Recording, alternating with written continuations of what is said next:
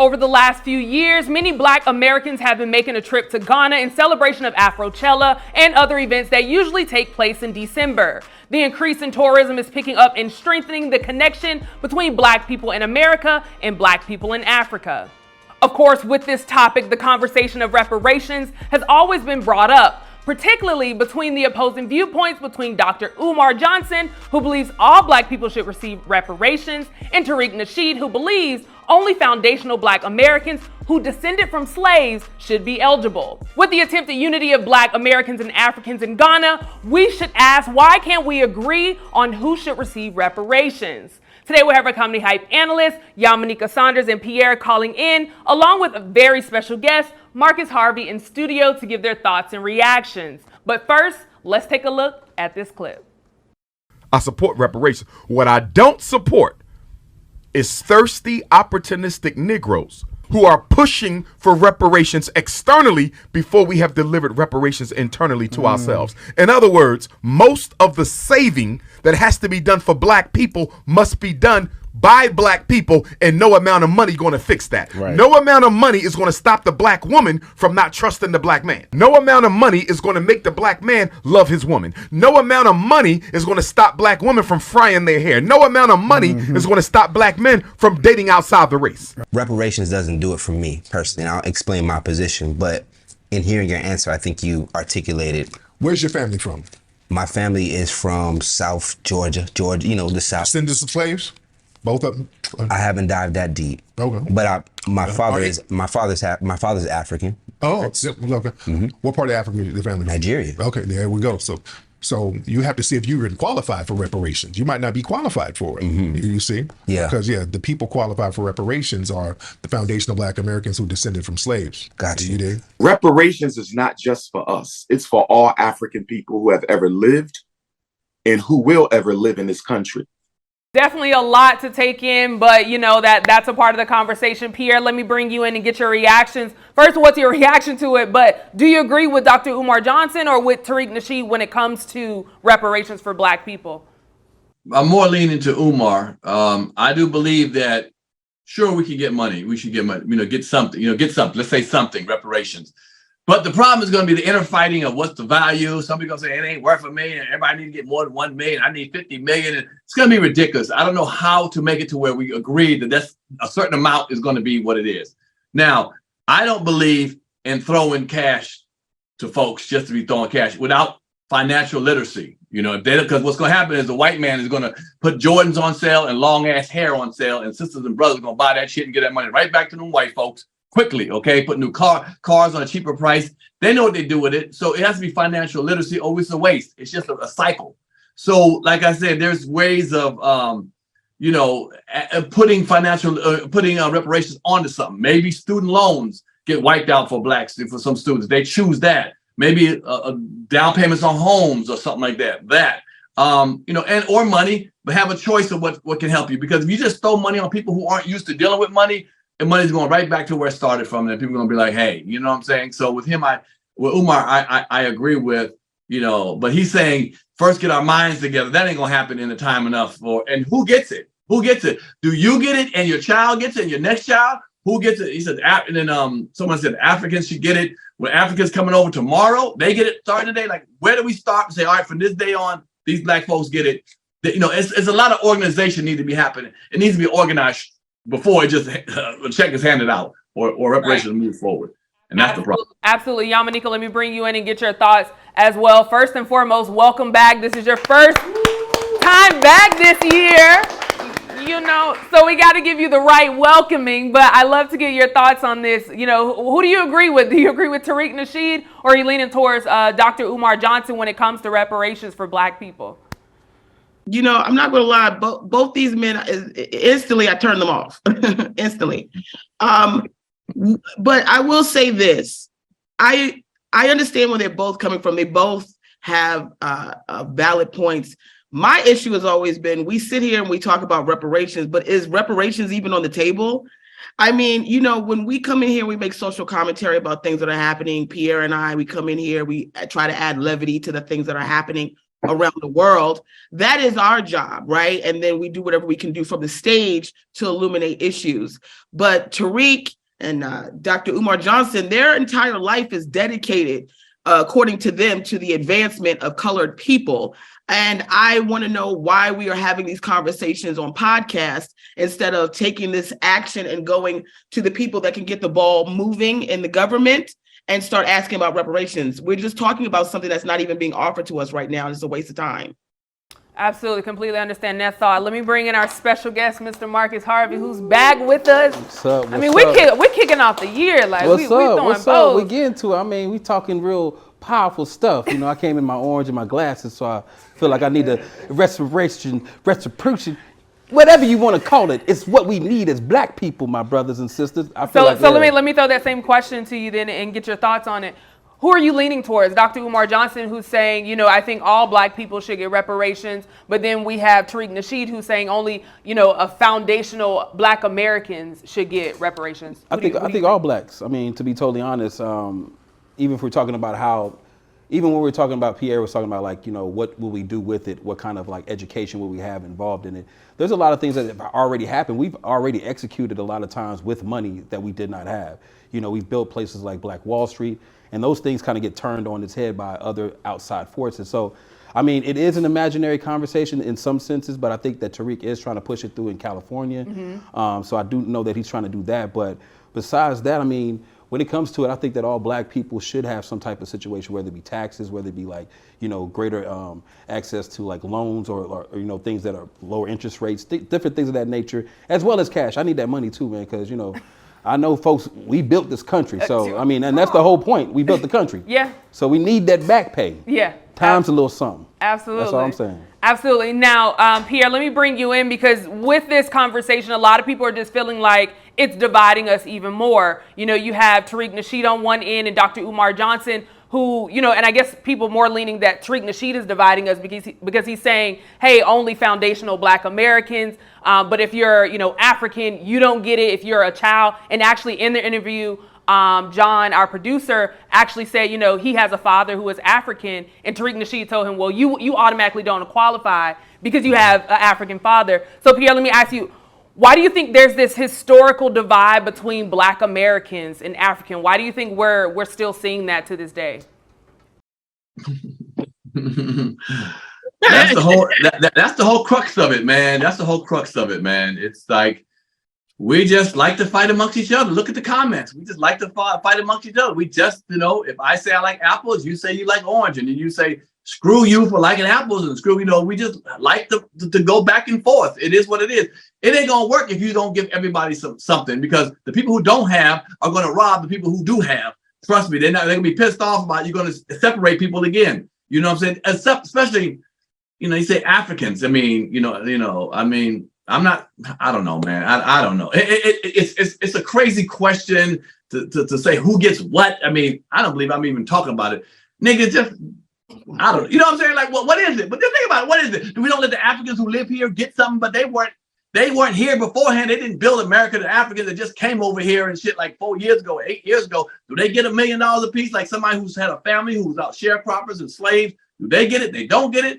Do they understand? Like, what's happening here? You know, like he said, everybody gets, every black person. What's that mean, every black person? You're going to have Africans flying over here left and right trying to get this money. You know what I'm saying? It's going to build up real quick. It's ridiculous. It's just ridiculous, man. Everybody else flies over here, though. Well, why not have my brother? Give everybody money. Give everybody money. Everybody gets $1 million. 5 million, 20 million. Come on. Always a good time. Now, I'm going to have Marcus, because I know Marcus seemed to, he wanted to respond to that some, but I want to ask that same question to you after your response. Why do you think there's this historical divide between black Americans and Africans? And first, you can start off by responding to Pierre. I definitely agree with Pierre. There will be a lot of Africans on African air. Oh my goodness, did you not hear what we are doing today? Let us go to America. Oh my goodness, to you. Why? They're going to be making Coming to America 4. You know what I'm saying? It would be here. I have come to find my queen. I have money and everything today. You know what I'm saying? But I still think that they should get it. I mean, even if everybody, you know, migrates to America and they get something. So why not us? You know what I'm saying? In any form. I feel like we should stop talking about our divide and kind of start thinking about our bridging, you know, building our bridges a little bit more, because like we're all the same people. We all get treated the same way when we go around the world. Like I get treated just like an African does when I'm over in Europe, as they get treated when they're over in Europe. I see the same stuff going on in Asia that gets done to. So it's like, instead of us kind of like worrying about like how different we are just on our separation of the on the separation of the sea through the travel of these boats that brought us over here. Like, man, be connected with our blood. Like, yo, we hear what it is. You know what I'm saying? Absolutely. No, I couldn't agree with you more. And we definitely didn't ask to be here to begin with.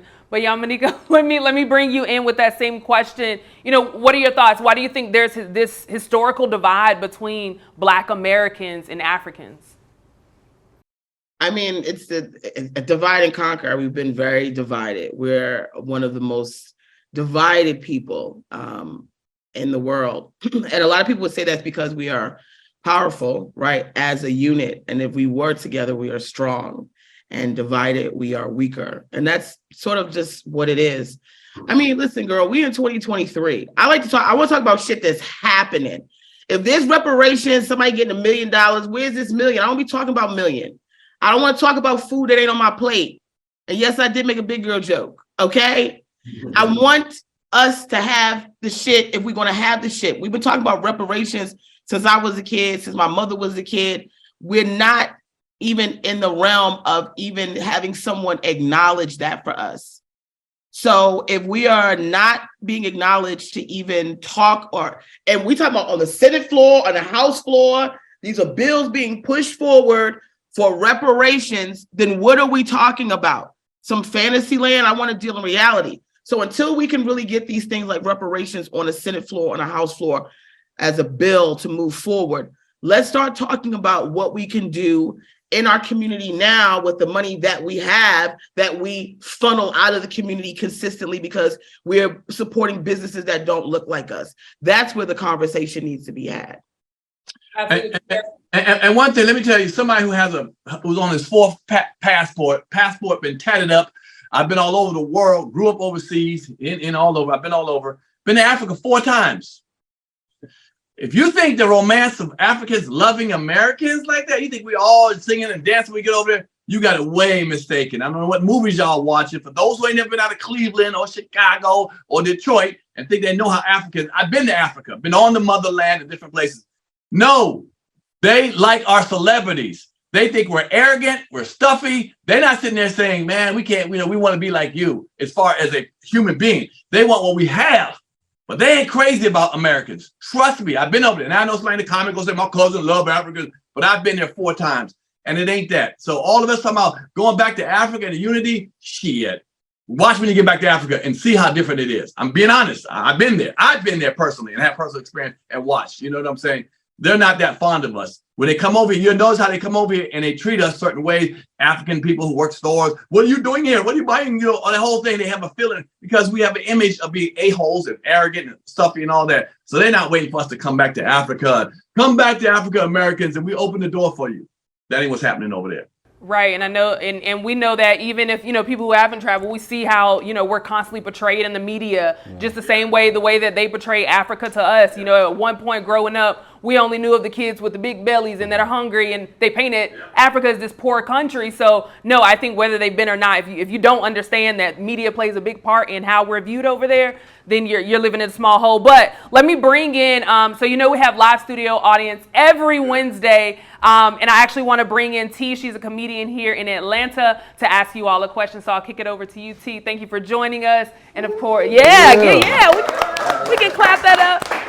Thank you for joining us. And then, what's your question? So I'm a Black lesbian woman, and I'm already on level 2 of oppression.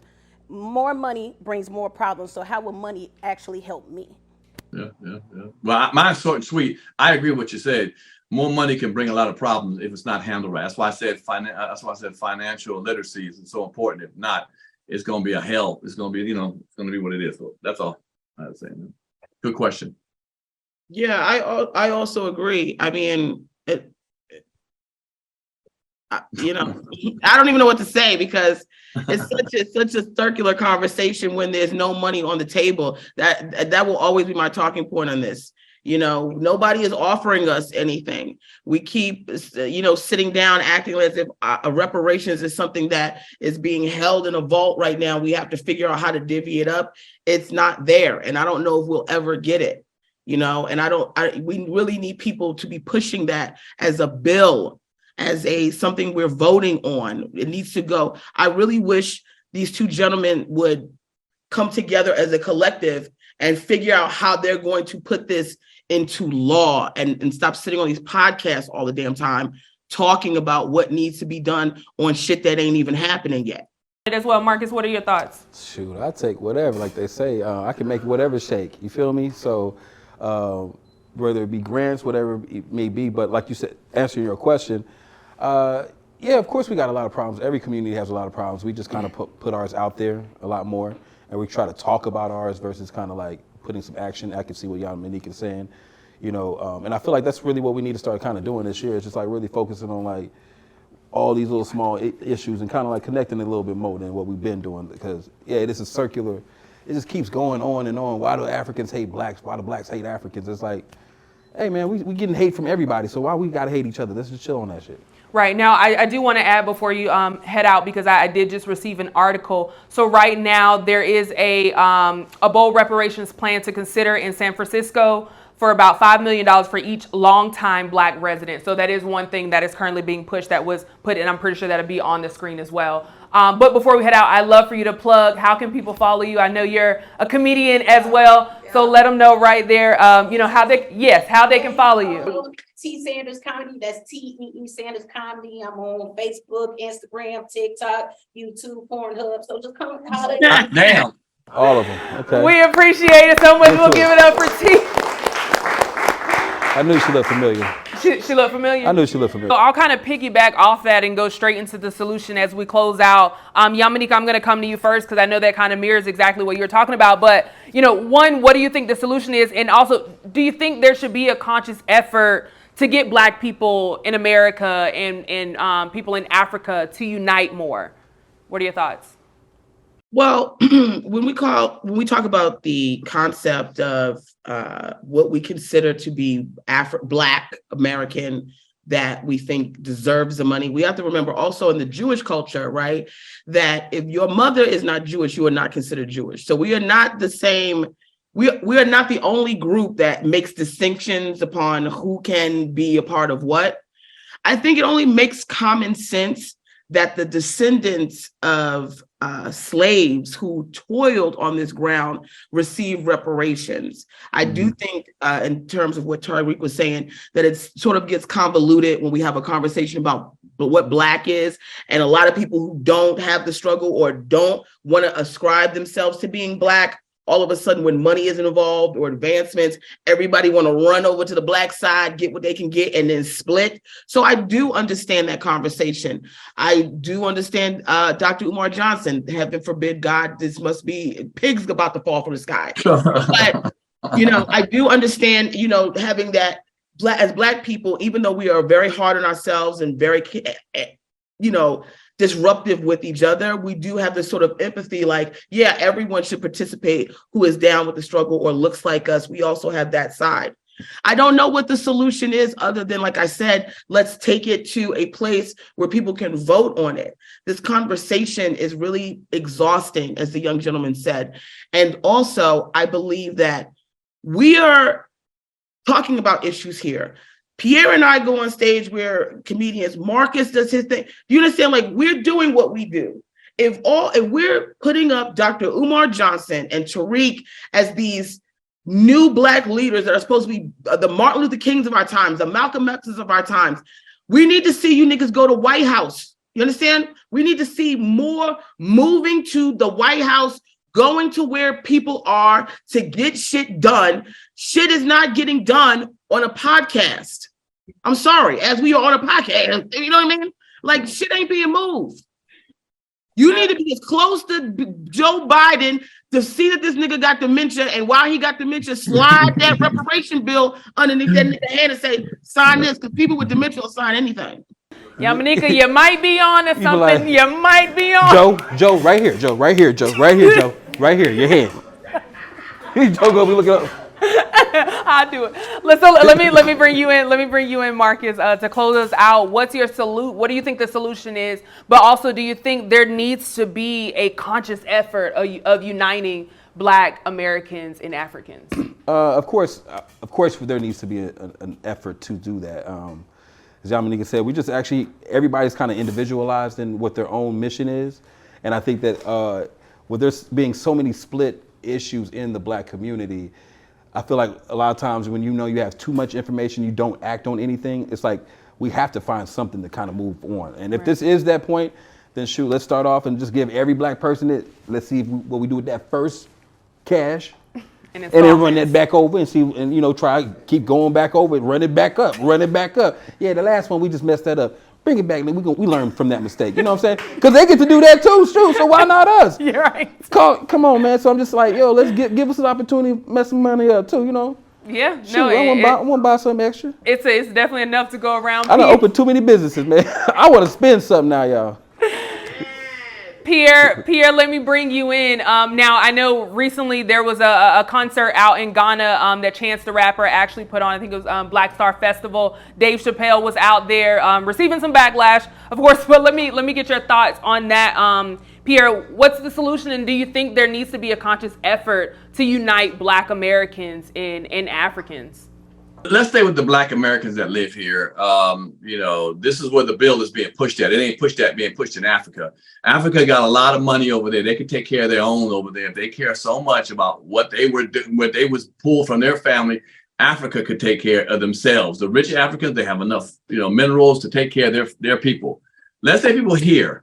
I don't believe in giving just a lump sum of money to people. That's it. Not people who aren't financial literacy. Don't have financial literacy. What about making Black colleges and schools free to Black people to go, to push, because I want to push their mental to know what to do in their future. Because if you're giving people some money that don't know what to do with money, it's going to go away.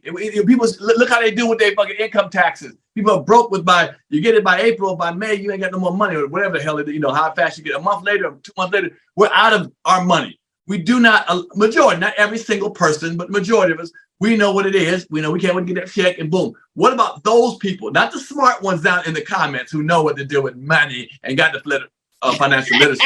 We're talking about those niggas who don't, who buy the rims, the shoes, and all that. The money goes right back to the system. Okay, so no, they're not gonna give us some more money. Say, niggas, you fuck that up. We're gonna give you a little more and see how you do next time. No, I think it should be more intelligence as far as school, housing, schooling, financial literacy. Knocking off some of the like student loans, because that put a lot of people back in credit situations. I believe doing that will make a whole bunch of people, Black people, move forward as a race. Giving Negroes some money will not move us forward as a race. Just giving us some money, it ain't gonna happen. So you can give them if you want to, but it's gonna be right back, and it's gonna be right back where we are. So I think there's other ways. Now you can give money, but don't make it all about money. It cannot be us as a people. We need more than just money. We need education, and we need that weight off our back. You know what I'm saying? Of saying we're in debt, just wipe the debt out. Student loans and certain loans that we had to do to try to be on par with white folks. We had to work double hard. So get that kind of stuff out. Put housing up. Put loans for homes and so forth like that. And teach people how to handle their money. Black people, that's it. But that whole African thing, nah, son, no disrespect to you Africans, but all that African, let the Africans take care. They can do enough of that over there. They got enough money to take care of their ancestors who are here. They, can take care of that. Marcus wants to respond. Hold, Yamini, I'm gonna because Marcus wants to respond, and I'm gonna come to you, Yamini, to close this out. Everybody's not meant for college, though. You know what I'm saying? And I know that me personally, I didn't go to college. I didn't. I did like 2 years. I went to 13th grade. That's all I did. But from there, I went to cosmetology school, and I learned from there. I've had to go through money to learn how to handle money, and I've had to ask people who've had money how to handle money. I don't know necessarily and most of those people that I've asked who have money, most of those guys did not go to college. So I understand, knocking it off his debt, but I still believe that we do need to get some cash. It's right. I agree with that too. I didn't say you get no cash, but what about the people who got $80,000 student loan? No, take that off too, and that too. Yeah. If you don't want to go to school, then maybe it might be another incentive of a business incentive, business loan. You say, I want to be a businessman, I want to open this. Yeah. You're taught how to do that. They give you that instead of going to school. But there's a lot of friends. I know a lot of girls that was stressed over many nights because that student loan was kicking them in the butt for the last couple of years, and it was not a fun situation being in relationships where women feel like, well, just anybody. I date women, so well, women feel like, hey man, this is ridiculous. I can't get over this hump. This $400 a month I got to pay for the next 20 years. You know what I'm saying? So let's get that stress off of them. Yamanika. I'm stuck on the college student loan pillow talk with Pierre. That's a new segment. Let's talk student loans with Pierre in bed. There you go. First of all, we argue about so much shit. I mean, really, what are niggas gonna do with 40 acres and a mule? A lot of niggas don't even know what a mule look like. You know, people don't even understand why it was 40 acres and a mule. You understand? Mm-hmm. You know, mule be all fucked up. Mule, you don't feed no mule. We always sit the mule outside. You know, we don't even take care of our dogs properly. You know, King been outside for 40 years. Shit. He only get a bone here, there. You know what I'm saying? He got come on. You know, and do niggas know how to mow grass like that? I mean, come on. Damn. Damn. You know it's all in fun. I love it. I got you, puppy. I got you if you don't want the mow. I know. I love it. I love it. New year, new laughs, and I love it. Now, before we head out, of course, I want to know what you all have coming up. So, Yamanika, you already kicked off as laughing. I'm going to start with you. What do you have coming up? And, of course, how can people follow you? What a blessing. First of all, I'm so happy to be back here with my family. I missed y'all terribly. Even Pierre, I miss you. Of course. I'm going to, listen, you got to get your tickets to see me in San Francisco at the Sketch Fest. February the 4th. I'll be doing Sketch Fest out there. Also, I'll be at the Kennedy Center. Get your tickets now in DC. On the 16th of February, I'll be out there with Dan Perlman of Flatbush Misdemeanor fame and Carrie Cadet. So get your tickets to see me. And welcome back. And of course, how can people follow Yamanika? You can follow me on everything at yamanika.com. I am still, not .com, at Yamanika. I am still working on Big Bertha 2 Cats, Postwall, BigShirley.org, because .net was already taken. .edu. Got it. .edu. Educating them. Pierre, I'll come to you. What do you have coming up? And of course, how can people follow you? Well, I want to follow Yamanika at the Kennedy Center, but no disrespect to the other two names, but what time are you going? Because I'm going to go from that time to the time you get off. I don't know what that other stuff. I'll text you. Okay, if you go on first, then I'll go on early. Then, if you go on second to last, I'll come late. But no disrespect to those folks. I don't know them. Season three of Pierre's Panic Room is out now. I got my man Steven Jackson, former basketball player. Great discussion, man. Really great discussion. It got emotional too. But it was a great discussion with him. And I got Lunell dropping on Saturday. So Friday and Saturday she's dropping. So I got Lunell and Steven Jackson on my new podcast, the new season 3 of Pierre's Panic Room. That's all we flossing right now is this Pierre's Panic Room. I don't care about nothing else but that. So come holler at your boy and tell me you saw me on Comedy Hype in the comments. Let me know you put it in the comments of the comments. And thank you. And you got to let them know how to follow you. They can follow me up. Follow me on my podcast. Shit, damn the rest of it. You don't know by now. It ain't about spelling Pierre, spelling comedian. Damn that.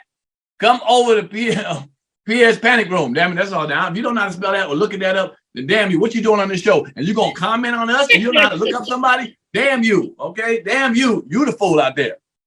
And I ain't going nowhere. I'm back. Did you miss me? And last and certainly not least, our very special guest, first and foremost, thank you for joining us, Marcus Harvey. We'll give another round. Of course, what do you have coming up? And of course, how can people follow you? Just living, still cutting hair, with my clients, moving around the city, moving around the country, got a master class coming out pretty soon, February 9th, that's gonna be dropping. How to become a barber star, some other dope stuff, doing some comedy coming up soon. So yeah, check me out, follow me, the Marcus Harvey, on all those platforms, and the Barber Star on Twitter. So yeah. Absolutely. Well, congratulations on everything for all of you. And yes, we are finally back. The crew, we've got a full first week. It's a first week with a live audience, so we're back. Thank y'all so much for chiming in on this topic. To all my Africans. You want to close out the To all my African friends, come on over to up to you now. To me now. Well, you heard from us. Now we want to hear from you in the comments below. What are your thoughts about Dr. Umar opposing Tariq Nasheed's reparations plan? For Comedy Hype News, I'm Symphony Thompson.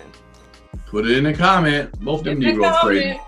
Big fan of the Comedy Hype News Show? Well, now you can join us live in studio for lunch at Comedy Hype. Click the link down below in our description or go to our Instagram page and click the link in our bio for your chance to RSVP. I hope to see you here for Comedy Hype News. I'm Symphony Thompson.